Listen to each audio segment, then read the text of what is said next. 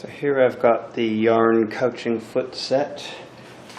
Comes complete with two different sets of these types for the back of the machine and 2 feet. I've got the small one on there at the moment, and it comes of course with this feeder here, which you put through and a disc so that you can actually download one of the free patterns. So I'm trying this out on my Platinum Plus to see if it works.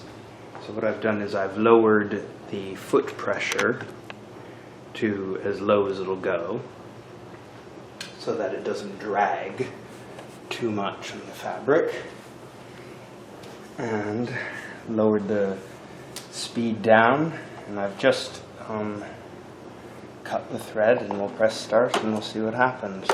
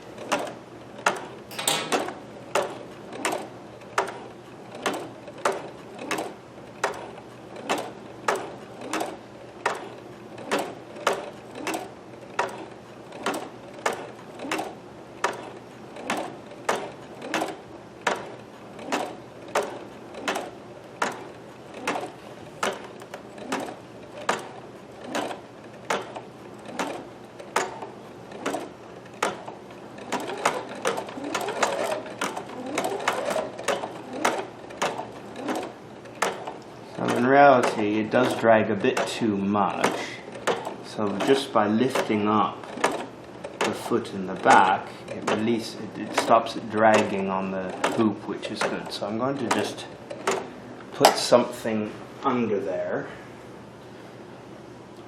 to stop it from dragging.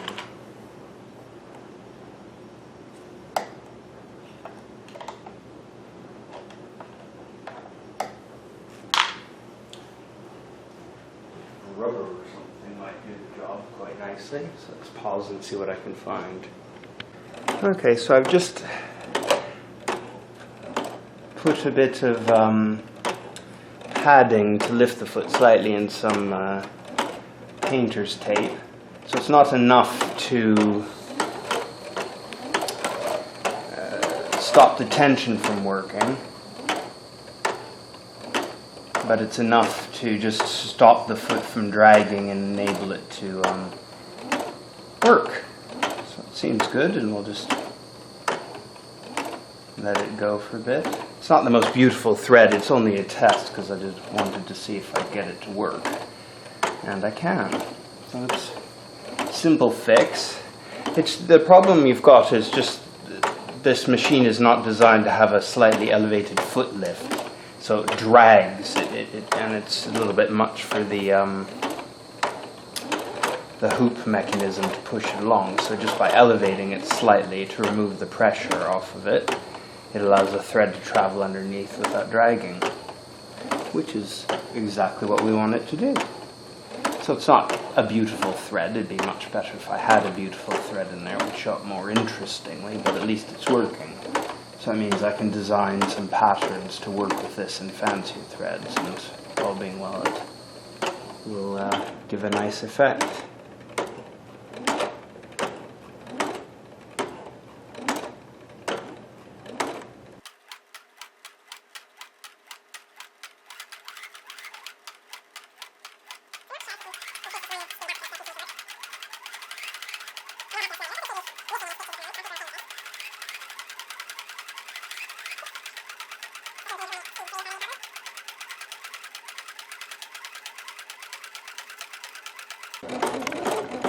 So the battery ran out of juice,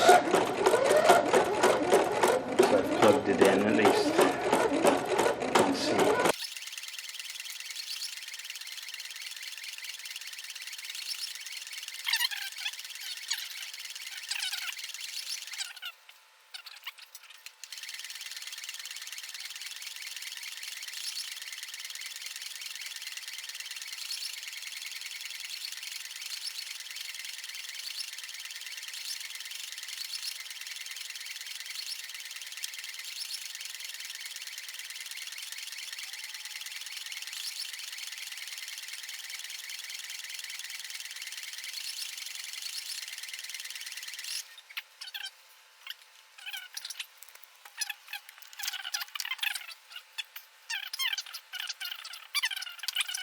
So here we need to do the next exciting procedure, which is to cut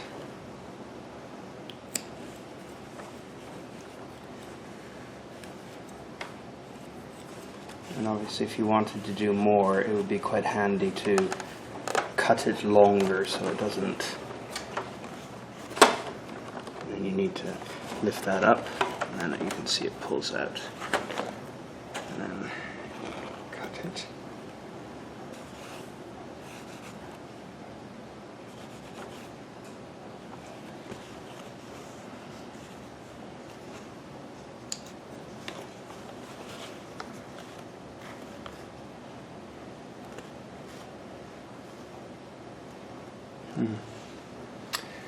From the back, I'd say I lifted the foot a bit too high because it's making a bit of a mess, but or I need to increase the tension, but from the loops it looks like it's definitely needs a bit of an improvement.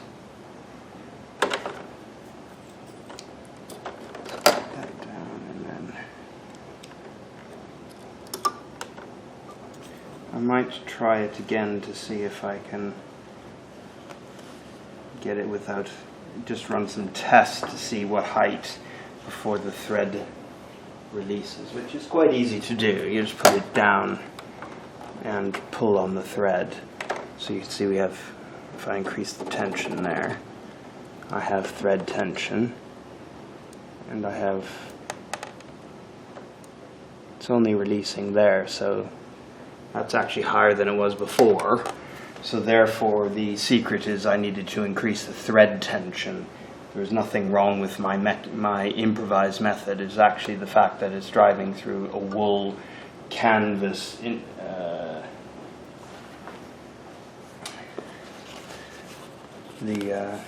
very thick stabilizer. That's what it was. So I needed to just increase the top tension more. Okay, I'm good with that. So hopefully I'm going to zoom back out so you can see the whole pattern. So it looks good. I think that's probably the right way up like that, but it doesn't matter either way. So it worked. So if you did 4 of those around a pillow, it would be quite nice. So just for fun, I've increased the thread tension to 5. Just to see if it fixes the problem underneath. I'm sure it will. I will show you results when it's finished. So just as proof of the pudding, there's the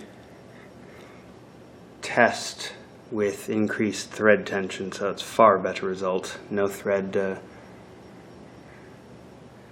gathers on the bottom, so I think that's working perfectly. So there's the second test. Very good.